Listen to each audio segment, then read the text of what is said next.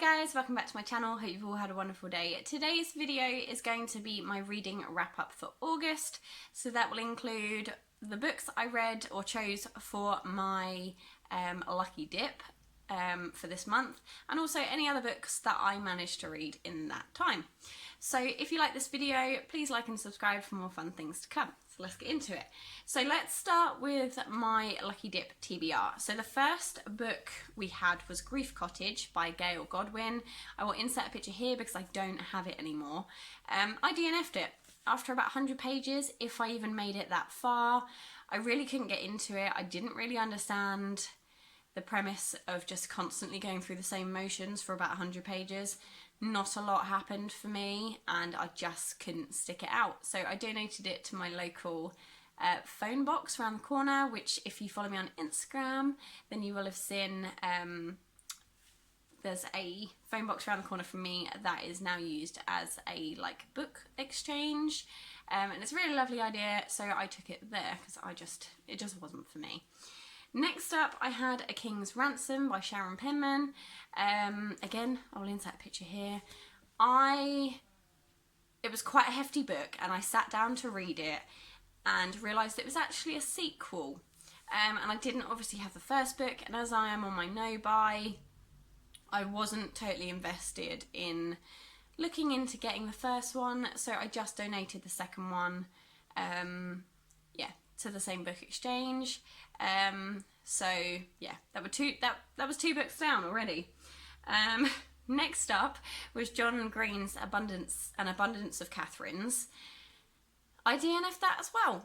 I feel bad, but I just can't. There's something about John Green's writing that I just can't get into. I absolutely loved, what was that book he wrote?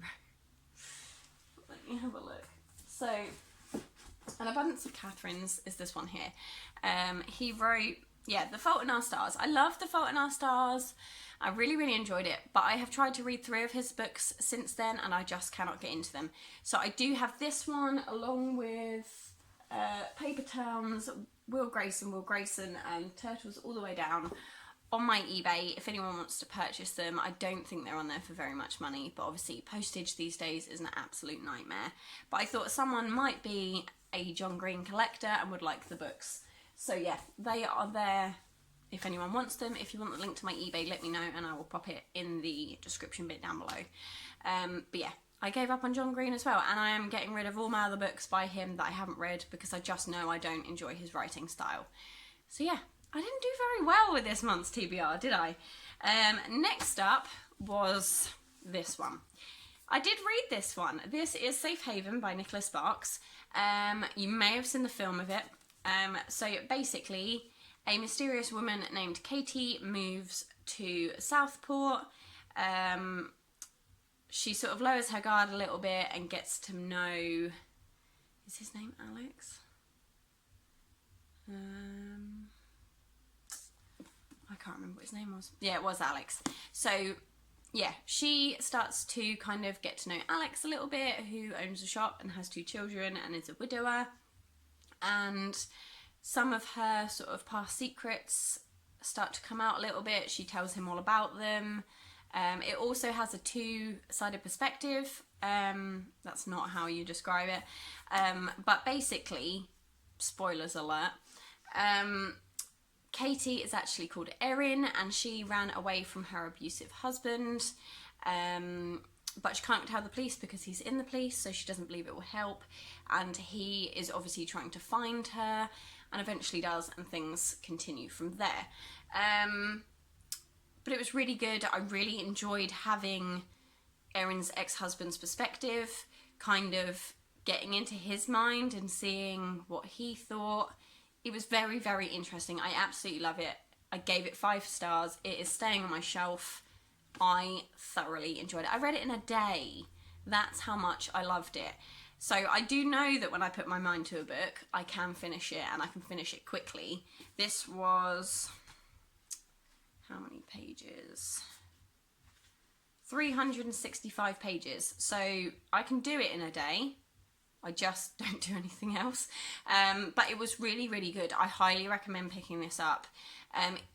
I will give a bit of a disclaimer. If you do not want to hear about domestic abuse or anything like that, this might be a bit tricky for you. There are moments in it that aren't very nice. But I really enjoyed it. And the film was great too. So yeah, there's that one. And then the last one I had on my Lucky Dip TBR was this one. It is the Aladdin's A Whole New World, A Twisted Tale. On the day I am filming this, it is the 31st of August, so it's the last day of the month. I am 2 chapters in. I cannot get into it. I don't know what is wrong with me. It shouldn't be this hard to love Disney. But it is. I can't do it. So I will let you know in like a little commenty thing here whether I manage to finish it today or not. So yeah, at the moment it's not looking likely, but yeah, so there's that. So yeah, they were the 2 books that I actually continued with on my Lucky Dip TBR. I actually only finished 5 books this month, which for me is a bit shocking. It's just not good, if we put it that way. So some of you may or may not know that I read The 13 Treasures last month by Michelle Harrison, and it's about a girl called Tanya who can see fairies and things like that. And I finished this month the next 2 books. I will insert them here.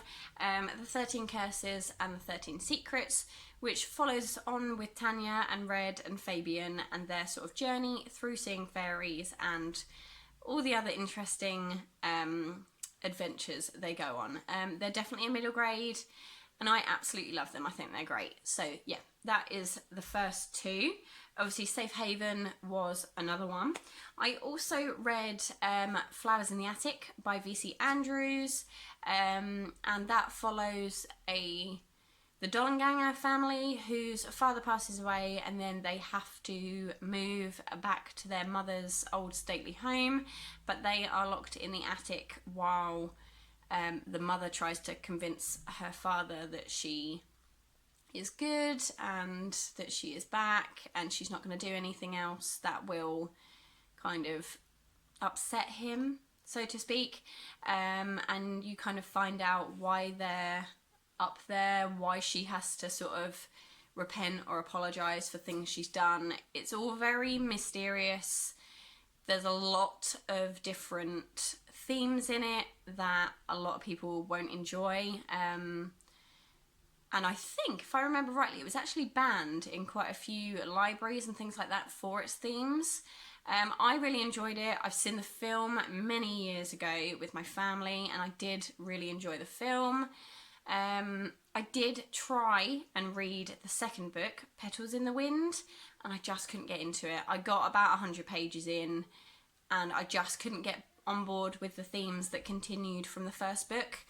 I understood them in the first book, they all made sense. Spoiler alert, there is themes of sort of incest and like brutality and death and things like that. That's all in the first book, and I understood it in the first book. It made perfect sense. When it came to the second book, because obviously the children are quite messed up from things that happened in the first one, it all continues and I just couldn't get on board with it. I didn't love it as much as I enjoyed the first one, so I'm quite happy to have the first one as a standalone novel, as I always thought it was until talking to someone recently, and they obviously told me there were 5 more books. So yeah, for me, I'm quite happy with it as a standalone. I did give it 5 stars. I also gave the Michelle Harrison ones 5 stars because I just really enjoyed them. It was, yeah, a pretty good month for that. And then the last book I read was another Goosebumps story. It's The Ghost Next Door by R.L. Stine. I gave it 3 stars. I didn't realise he'd actually written 60 odd books in that first 5 years of him doing the original Goosebumps stories. So I am going to try and read them all again, so that might pick up my numbers as they're only sort of short middle grade stories. But yeah, this month was a bit of a pants month for reading. I didn't obviously enjoy half of my Lucky Dip TBR, but on the plus side, it did mean that I got to get rid of some books that I knew I wasn't going to love and I didn't need in my collection anymore. So for me, that's pretty positive.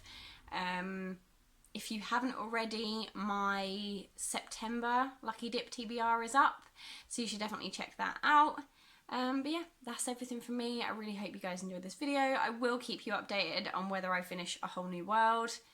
And yeah, take care and I'll see you guys in the next one. Bye!